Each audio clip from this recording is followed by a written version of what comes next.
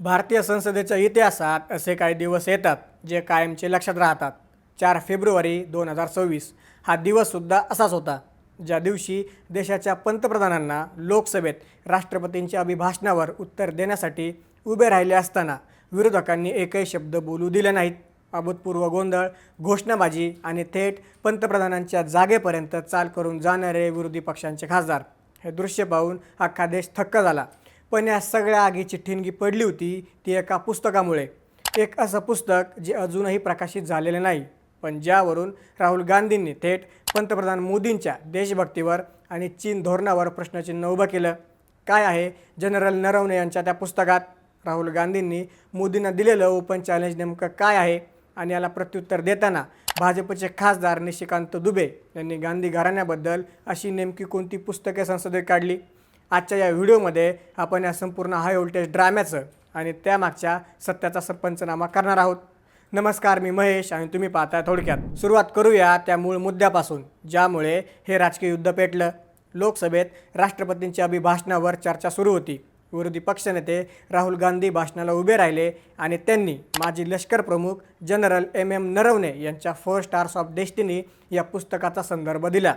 राहुल गांधींनी दावा केला की जेव्हा लडाखमध्ये चीनचं सैन्य घुसलं होतं तेव्हा जनरल नरवणेंनी राजकीय नेतृत्वाकडे म्हणजेच सरकारकडे विचारणा केली होती, पण त्यांना उत्तर मिळालं नाही.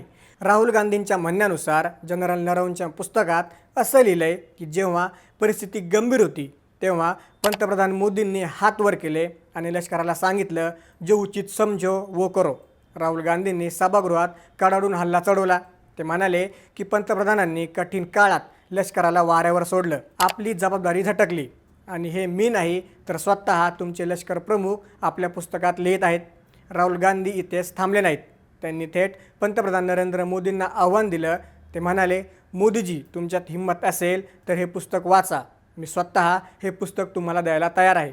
त्यांनी दावा केला की सरकार हे पुस्तक प्रकाशित होऊ देत नाही आहे कारण त्यात पंतप्रधानांचे अपयश लपलेलं आहे.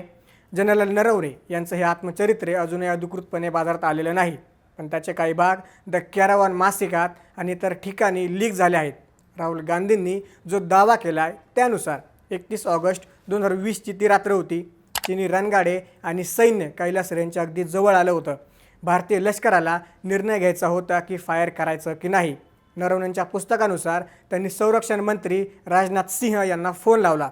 राजनाथ सिंह यांनी पंतप्रधानांशी चर्चा करून सांगतो असं म्हटलं, पण जेव्हा फोन परत आला तेव्हा स्पष्ट आदेश देण्याऐवजी राजकीय नेतृत्वाने म्हणजेच सरकारने हा निर्णय लष्करावर सोपवला. जो उचित समजो व करो हे वाक्य असल्याचा त्यांनी दावा केला. राहुल गांधींचा हा आरोप आहे की मोदी सरकार स्वतःला मजबूत सरकार म्हणून घेतं, पण जेव्हा चीनला डोळ्यात डोळे घालून उत्तर देण्याची वेळ आली तेव्हा मोदीजींनी निर्णय घेण्याची जबाबदारी लष्करावर ढकलली. जर काही गडबड झाली असती तर त्याचं खापर लष्करावर फुटलं असतं आणि जर यश मिळालं असतं तर श्रेय नरेंद्र मोदींनी घेतलं असतं. राहुल गांधींच्या या आक्रमक भूमिकेवर सत्ताधारी भाजपने जोरदार आक्षेप घेतला. संरक्षण मंत्री राजनाथ सिंह आणि संसदीय कामकाज मंत्री किरण रिजिजू यांनी सभागृहातच राहुल गांधींचा रोखण्याचा प्रयत्न केला. सरकारचा मुद्दा काय होता? पहिलं म्हणजे हे पुस्तक अजून प्रकाशित झालेलं नाही. संसदेच्या नियमानुसार तुम्ही एखाद्या अप्रकाशित साहित्याचा किंवा ज्याची सत्यता पडताळलेली नाही अशा गोष्टीचा संदर्भ देऊन देशाच्या पंतप्रधानांवर आरोप करू शकत नाही. दुसरं म्हणजे जनरल नरवणे यांनी स्वतः नंतर एका मुलाखतीत स्पष्ट केलं की त्या रात्री जे घडलं तो निर्णय लष्करी दृष्टीने योग्य होता आणि सरकारने लष्कराला फ्री हँड दिला होता. भाजपने राहुल गांधींना आठवण करून दिली की 1962मध्ये चीनने भारताची हजारो एकर जमीन गिळंकृत केली होती तेव्हा सत्तेत काँग्रेसच होती.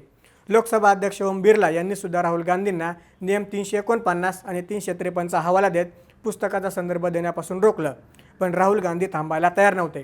त्यांनी ते पुस्तकाची प्रत हवेत फडकावली, ज्यामुळे सभागृहात गदारोळ झाला. या संपूर्ण प्रकरणात खरी ठिणगी पडली जेव्हा भाजपचे आक्रमक खासदार निशिकांत दुबे हे राहुल गांधींना उत्तर देण्यासाठी उभे राहिले. निशिकांत दुबे यांनी अतिशय शेलक्या भाषेत काँग्रेस आणि गांधी घराण्यावर हल्लाबोल केला. ते म्हणाले, तुम्ही पुस्तकांबद्दल बोलताय, मग चला आपण पुस्तकांवरच बोलूया. दुबे यांनी M.O. मथाई, जे पंडित नेहरूंचे खासगी सचिव होते, यांच्या पुस्तकाचा संदर्भ दिला. त्यांनी द रेड सारी या सोनिया गांधींवर आधारित पुस्तकाचा उल्लेख केला.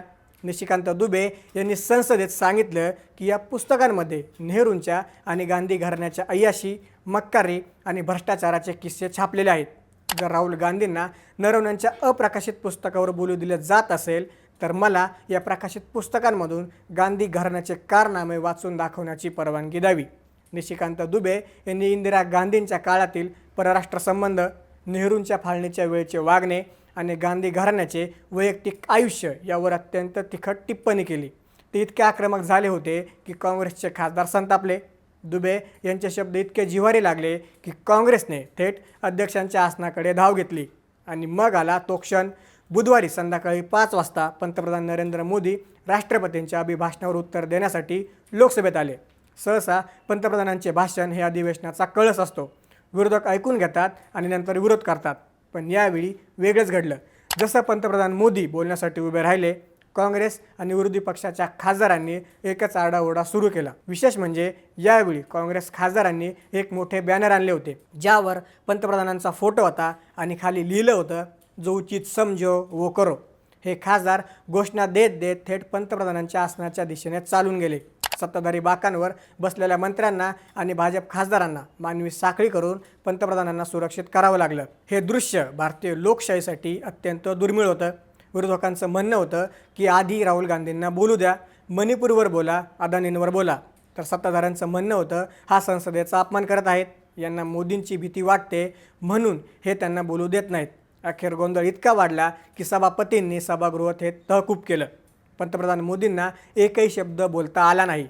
त्यांचे भाषण टेबल करावे लागले किंवा रद्द झाले असं मानलं गेलं. या 2 दिवसांच्या घडामोडींवरून काही गोष्टी स्पष्ट होतात. काँग्रेसची आक्रमक रणनीती. राहुल गांधी आता जुन्या बचावात्मक पवित्र्यातून बाहेर आले आहेत. ते आता डॉक्युमेंट्स आणि बुक्सचा आधार घेत थेट मोदींच्या प्रतिमेवर घावा घालत आहेत.